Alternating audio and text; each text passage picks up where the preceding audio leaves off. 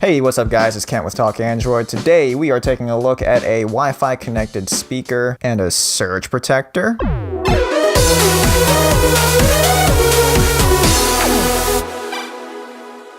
Alright, so here we've got the Zolo Mojo. Now, Zolo is actually a brand owned by Anker, Oncare, which I didn't know until I started doing the research for this video. I had really good luck with their portable chargers, but how do they fare with a Google Assistant connected speaker? Well, let's go ahead and take it from the top. The Zolo Mojo is a compact speaker with Wi-Fi and Bluetooth connectivity. Now, giving the device a one over here, we've got a touch-sensitive panel on the top here, so you can actually swipe across this to turn the volume up and down. There's also a series of LEDs that will show up on the top of the device there when it's in use. And basically, those LEDs will tell you if Google Assistant is listening for a command, or how loud the volume is, whatever. Now, flanking that touch-sensitive display, we've also got our two microphones for our Google Assistant. And on the front, we've got a button to mute the mic. On the back, we've got our input for our AC adapter, and then also the Bluetooth pairing button. We've got a 5-watt speaker with 1.7-inch full-range drivers and a professionally tuned overhung voice coil to prevent distortion at higher volumes. We've also got a precision-engineered bass port for low-frequency production.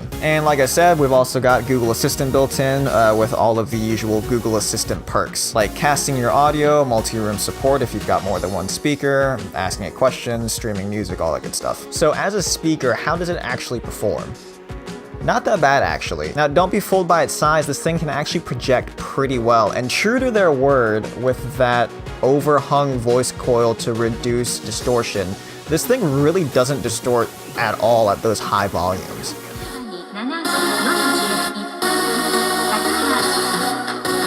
Now, those higher frequencies come out crisp and clear, the mids sound okay. Now, the low end, though, is a bit lacking.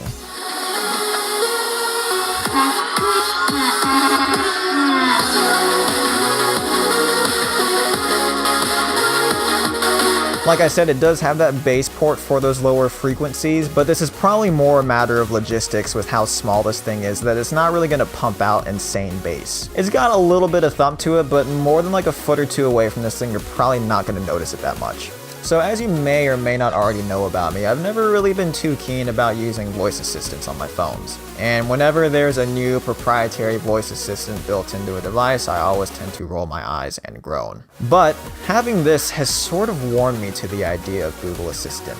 It is really convenient to have this thing around just to ask it questions, be it about the weather or your commute for the day, or asking it to play music or change tracks when you're indisposed. Here's an actual scenario that I had with this thing. Hey Google, play the love song from Top Gun. Okay, Take My Breath Away by Berlin. Here it is on Google Play Music.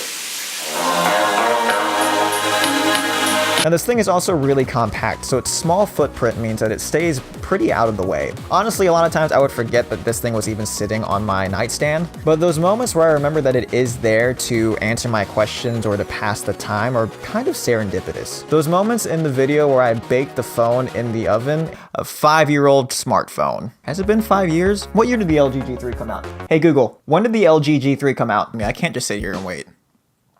Hey Google, let's play a game. Those were not planned. I didn't script those. Looking at the video, those were genuine aha moments that I happened to catch on video where I remember that this was a thing and that it could do things for me. I didn't even know that you could play games with Google Assistant until I had this thing. I could only imagine the added functionality if I actually had like connected home devices in the house. Now there are a few quirks with this device, and I think most of them are down to software. So in the Google Home app, you can set shortcut commands for this thing. For example, I have this thing set to where if I say, "Hey Google, good morning," it will go through my commute information, the weather, and the news, and I just dropped it. However, in actual usage, when I say, "Hey Google, good morning," it'll just tell me about the weather, it'll skip the part about the commute, and it'll just go straight to news. Hey Google, good morning. Hi, Kent. The time is 8:17 p.m. Currently it's 72 and mostly cloudy. Tonight, it's predicted to be 71 and mostly cloudy. Have a nice day. Here's the latest news. Also, on the hardware side of things, this is not battery powered, but in their defense, I haven't seen a whole lot of Google Assistant devices that are battery powered, especially not in this price range. But nonetheless, it is sort of a pain where if I want to use this in another room, I have to unplug it, carry the AC adapter with me, plug this into the other room, wait for it to boot up, and then carry on. Speaking of the AC adapter, what is up with this thing? This thing is massive. Look at that. Look how huge that is. This thing takes up so much space on an outlet or on a surge protector, unless I'm using this beauty right here. I'll get to that in a minute.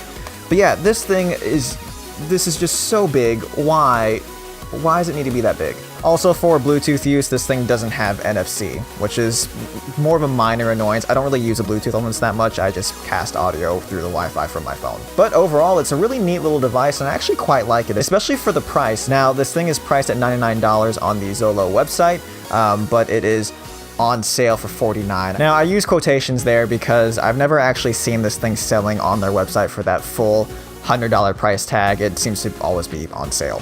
Again, it sucks that there's no battery with this thing, but other battery-powered options with the Google Assistant built in usually run for twice as much money. And Google Assistant is, dare I say, kind of fun. I'm definitely looking forward to the added versatility and functionality with software improvements and any smart home purchases I might make. All right, moving on to this guy back here. This is the Bestek surge protector. I've never reviewed a surge protector, so this should be a bit of a novel experience. Why don't we go ahead and just make it an unboxing too, since it's still sitting here in the cardboard. So this is the Bestek surge protector. Boom. Oh, my phone's buzzing. It's got 12 total outlets, 2 USB ports, phone line and cable line protection. There is a grounding indicator. I don't know where I'm looking. On the front. There is a grounding indicator and a protected status indicator there. It's got a 360-degree rotating plug, which is actually pretty nice. It's kind of stiff. There it goes.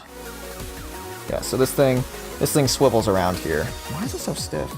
Max energy dissipation is rated at 5,560 joules, and the maximum spiked current it can take is 130,000 amps. Now, this is going to sound kind of weird in regards to a surge protector, but this thing actually looks pretty slick. It's got this nice glossy black finish and this really subtle black and yellow color scheme going on here, so it actually looks pretty cool. Now, this thing also has a pretty decent weight to it.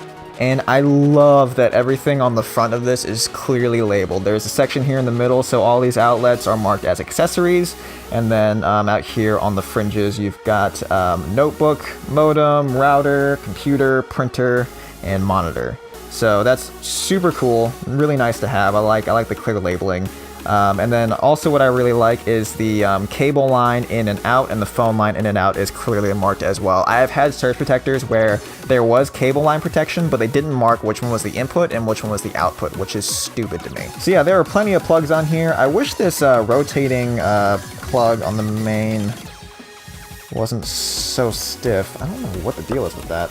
Is it supposed to be that stiff? Like, you really have to give it some force to spin that thing around. But yeah, let's actually use it and see how that works out. Thankfully, I live in a super rainy, thunderstormy place, so it shouldn't take that long for me to find out exactly how well this thing is working. All right, got everything plugged in here. Now we wait.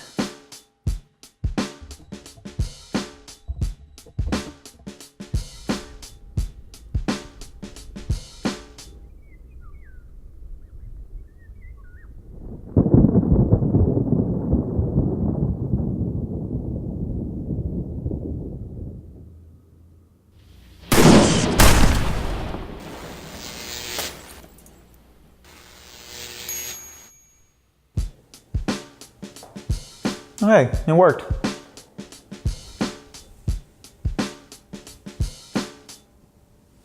Aw, son of a bitch.